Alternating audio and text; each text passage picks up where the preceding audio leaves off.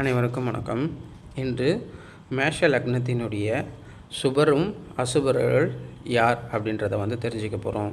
ஜோதிட சாஸ்திரத்தை பொதுவாக சில நியதிகள் இருக்குது. அதில் ரொம்ப முக்கியமான நியதிகளில் இதுவும் ஒன்று. அதுக்கு முன்னாடி சேனலை சப்ஸ்கிரைப் பண்ணாதவங்க சப்ஸ்கிரைப் பண்ணுங்கள். மேஷ லக்னத்துக்கு நம்ம பார்த்துக்கிட்டோம் அப்படின்னா, பொதுவாக ஒரு ஜோதிட சாஸ்திரத்தின்படி பார்த்திங்க அப்படின்னா, இயற்கை சுபர்கள் இயற்கை அசுபர்கள்னு வரும். அப்படின்னா என்ன அப்படின்னா, குருவும் சுக்கிரனும், அதுக்கடுத்தது வளர்பிறை சந்திரன், சுபர்களுடன் கூடிய புதன் பார்த்திங்க அப்படின்னா சுப கிரகங்களாக கருதப்படும். அதுக்கடுத்தது சனி, செவ்வாய், அசுபர்களுடன் சேர்ந்த புதன், தேய்பிறை சந்திரன் அசுபர்களாக கருதப்படுறாங்க. இப்போ மேஷ லக்னத்துக்கு எடுத்துக்கிட்டோம் அப்படின்னா, ஜோதிட சாஸ்திரத்தின் நியதிப்படி ஒவ்வொருத்தருக்கும் இந்த நியதியை பின்பற்றப்படாது. அதாவது இயல்பாக ஜோதிடம் படிக்கிறதுக்கு தான் இந்த இயற்கை சுபர்கள் எங்கே பயன்படுத்தணும், இயற்கை அசுபர்கள் எந்த இடத்துல பயன்படுத்தணும்னு சில நியதி இருக்குது. பட் லக்னத்துக்குன்னு வரும்போது பார்த்திங்கன்னா, ஒவ்வொரு லக்னத்துக்கும் சுபர்களும் அசுபர்களும் மாறுவாங்கன்றது நியதி. இப்போது மேஷ லக்னத்துக்கு நம்ம எடுத்துக்கிட்டோம் அப்படின்னு பார்த்திங்க அப்படின்னா, 5ஆம் அதிபதியும் 9வது அதிபதியும் யார் வராங்களோ அவங்க தான் மேஷ லக்னத்துக்கு சுபராக கருதப்படுவார்கள். 3, 6, 11 கூடியவர்கள் அசுபர்களாக கருதப்படுவாங்க. இது எதுக்கு அப்படின்னா, ஒரு ஜாதகத்தில் தசா நடக்கும்போது அந்த தசையுடன் இந்த அசுப கிரகங்கள் சேர்ந்தாலோ, அப்படி இல்லை அப்படின்னா சுப கிரகங்கள்னு கருதப்படக்கூடிய சில பாவங்களில் இந்த அசுப கிரகங்கள் சம்பந்தப்பட்ட ஒரு கிரகம் அமர்ந்தது அப்படின்னா அதில் கெடு பலன் விளைவிக்கும் அப்படின்றத ஜோதிட சாஸ்திரத்தில் குறிப்பிடுவாங்க. அப்படின்னு பார்க்கும்போது மேஷ லக்னத்துக்கு 5ஆம் அதிபதி சிம்மம்.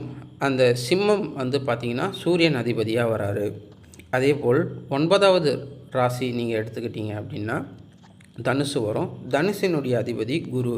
மேஷ லக்னத்துக்கு சூரியனும் குருவும் சுபர்களாக வருவாங்க.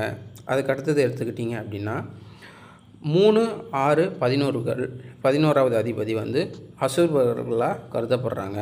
அப்படின்னா 3க்கும் 6க்கும் பார்த்தீங்க அப்படின்னா கன்னி மற்றும் மிதுன ராசிகளாக வராங்க.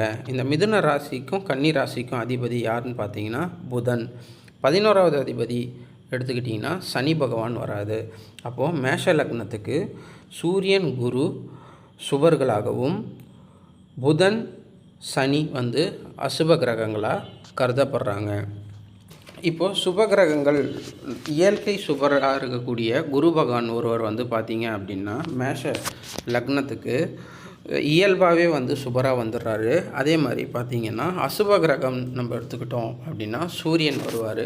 அந்த சூரியன் ஒரு கிரகம் பார்த்திங்க அப்படின்னா இதில் மேஷ லக்னத்துக்கு நன்மை செய்யக்கூடிய நபராக தான் இருப்பார்.